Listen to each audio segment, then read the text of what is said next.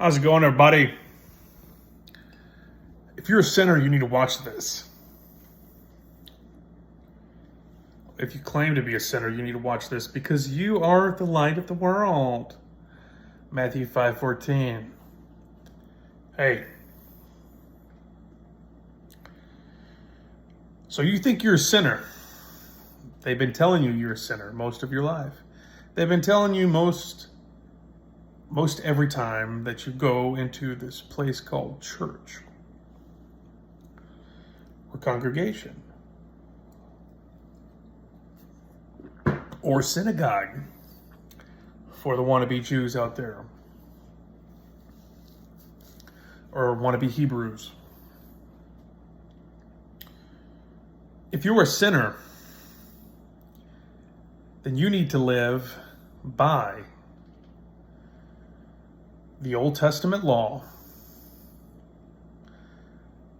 and the New Testament man thought of doctrinal beliefs.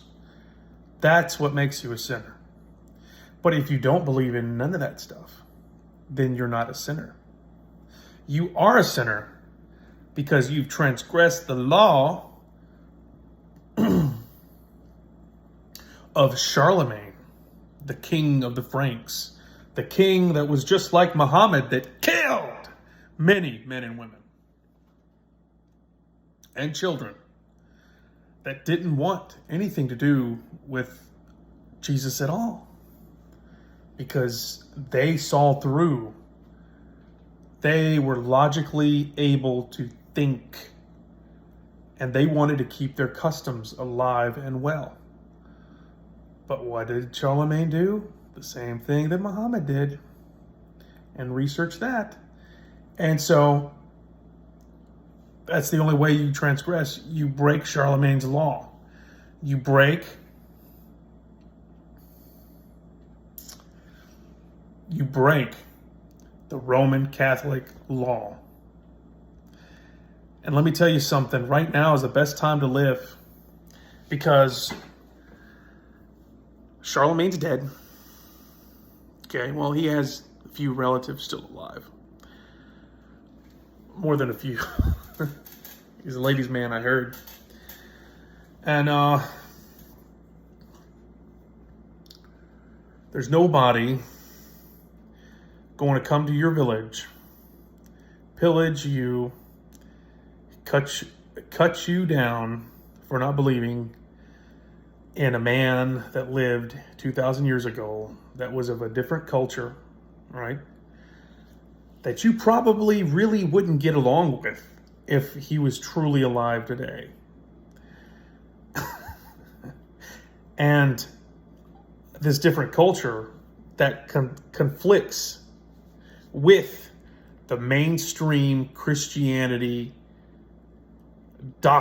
Christian doctrines, messianic doctrines, even the messianics. I mean, they think they got it right. They don't.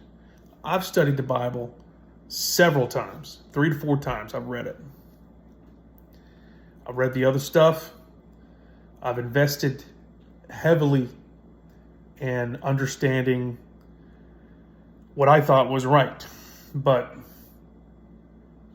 I realized I was getting mind screwed by men and women that meant well, but at least some of them meant well. Most of them meant well. But some of them realized that this is an excellent tool to manipulate, to keep people mentally entrapped into their feel-good Jesus powwow. And so, think about it logically. You're living, you're alive, you're well. You have desires while here on earth. Are those a sin? Is it a sin for 2 animals to procreate? No.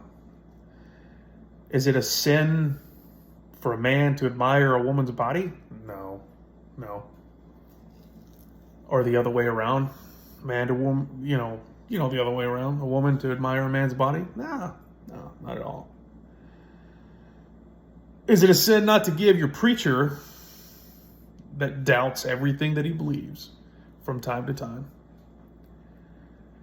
Like we all do, right? Like we all used to. If you're a former Jew, a former wannabe Jew, former Hebrew, former Christian. So anyway, just live life. And do it responsibly. And you'll be more happier because of it. Because in the end, you call upon this Hebrew God, you call upon this Jesus. And I tell you, all those people that were alive 2,000 years ago are dead, right? And just like everyone that was born in the 1800s is dead now. Unless they had children, and that changes things. But anyway, enough about this JC powwow stuff. See ya.